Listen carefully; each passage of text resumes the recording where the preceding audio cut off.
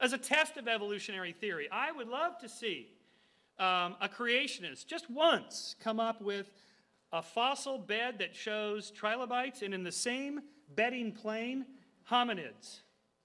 You never see trilobites with hominids.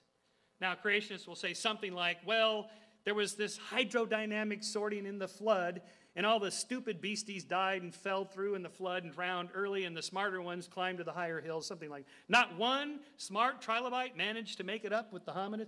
Not one trilobite was in the pocket of the hominid, and he managed to survive. Not one. Of course, with evolution, we would predict that this is what you would find, these sequential bedding planes with different fossils in the beds, and that is what you find. But in any case, it's a testable hypothesis. It's an experiment you can run. Instead of reading creationist literature, go out and start digging. And if you find something like this, that would be the kind of evidence that would overturn the theory of evolution.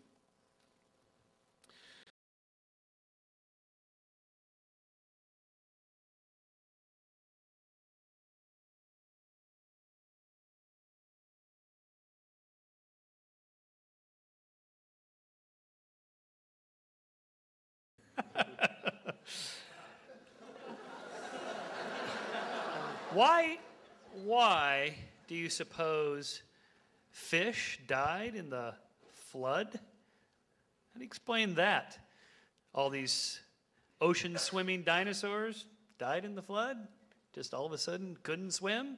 Are we supposed to believe this? Where in the geological record have you ever seen a dinosaur and a human together? You never have. This is an empirical test. This young lady is shaking her head. Yes, you have seen a dinosaur and a human together? Good. Come see me later. Okay. This would be a falsifiable test of evolution. If you could actually find a dinosaur or a trilobite or whatever and a hominid fossil in the same bed, that would do it. That would be a huge point against evolutionary theory. Has never been found.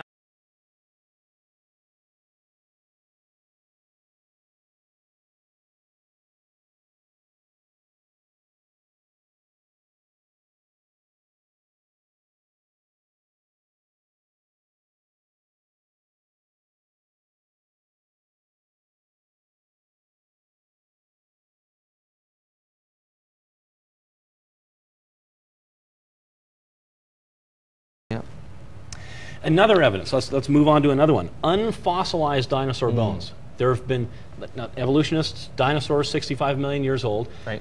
How can there be unfossilized dinosaur bones? Phil Currie, who's out at the Tyrrell Museum in Drumheller in Alberta, here in Canada, he had a dinosaur book, and in his dinosaur book he said this: a more spectacular example was found on the north slope of Alaska, where many thousands of bones lack any significant degree of permineralization or fossilization. The bones look and feel like old cow bones, and the discoverers of the site did not report it for 20 years because they assumed that they were bison, not dinosaur bones. So totally unfossilized. Yeah, here are these bones laying around, not fossilized. It's like walking around in Montana and picking up a cow bone, like that kind of feel to it. And these are dinosaurs. That's what they're saying. But hadrosaurs, I think they were. Yeah. Yes, that's right. Yeah. So again, does that prove that dinosaurs lived recently? No, but it's consistent with that belief. Right, because dinosaurs living recently. Yeah. It's consistent with that. Here's another observation. We can take this a step further. Number of years ago, unfossilized Tyrannosaurus rex bones were discovered, and we wrote about this in Creation magazine, September 1998. And inside, the picture you're seeing here, you see in the middle here, these dark circles, they're red blood cells. Right. Red blood cells inside unfossilized Tyrannosaurus rex bones. Now, that really flies in the face. I mean, people are always talking about, ways you would disprove a theory. I would say before this discovery, most people would say, well, it's ridiculous to think you would find red blood cells in a T-Rex skeleton. Like that would be a way to, falsify, the theory or the time scale or something like that. The notion that dinosaurs lived millions of years ago. But evolutionists are somehow saying, no, that this is still able to survive. I mean, somebody should get a hold of the Red Cross if they think blood cells can survive for 65 million years without refrigeration. Right. I know, good point. After this came out, and again, we wrote about that in Creation magazine. The details are there as well. All kinds of other interesting details. They tried to say that they're not red blood cells, but they are. Then a more dramatic example was discovered in March of 2005. Dr. Mary Schweitzer, she found what you're looking at here, soft and squishy material inside unfossilized Tyrannosaurus rex bones, including what appear to be blood vessels with red blood cells inside the blood vessels. Right, you can squeeze the vessels in some form of plasma. That's right. Little elastic blood vessels. You can stretch them out and they return to shape. Right. I mean, what more powerful evidence could you think of than this for dinosaurs living recently? Right. Now, I've had people say to me, well, what evidence would you accept that the Bible's wrong? And of course, I'm a Christian, so I don't believe the Bible is wrong. But you know, it's the same way, because many evolutionists have turned around and said, okay, well, even though this flies in the face of the theory of evolution and that time scale, we're still going to believe that it could be that way.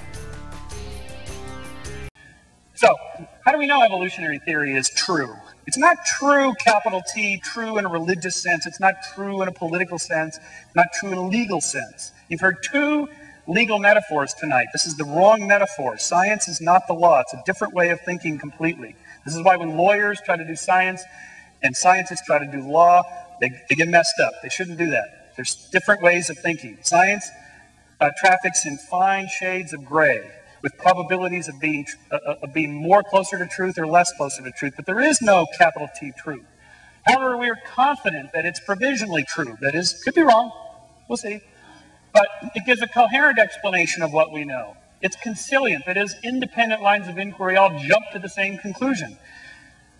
And it predicts new findings which so far have been confirmed empirically. For example, next slide. Just on the age of the Earth question, I just threw this in, in the limo driving over here typing because I realized we were supposed to discuss the age of the Earth. I mean, how do we know how old the Earth is? A bunch of different ways. Potassium-argon dating. There's half a dozen different radioactive decay dating techniques. Carbon-14 dating.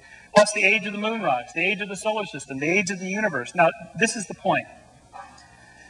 These different ages that scientists infer from the different techniques are not done in one lab or at one conference by one committee that says, hey, look, you know, we got that creationist conference coming up. We got to get our story straight on what our date is.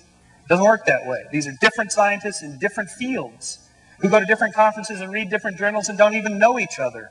And they all independently come up with the same rough range of dates. The Earth is about 4.5 billion years old, give or take a couple 100,000 years. The universe is about, Dr. Hogan, it's about 14.5 billion now, we think. And it changes, but it's not changing like between 6,000 years and 20 billion. It's changing between 14, 14.5, maybe 15, maybe 13.5, depending on who's doing the measuring. In 1969, scientist Dr. Robert Gentry made an amazing discovery that would shake the very foundations of science. His findings were published in several internationally respected journals. What Dr. Gentry discovered was nothing less than undeniable evidence for the existence of God. But instead of receiving recognition, Dr. Gentry's astounding work was silenced. In the nearly 40 years since, his initial finding remains unchallenged. In fact, Dr. Gentry's subsequent work, which continues to confirm his discovery, has been censored from publication by the same journals that once embraced him.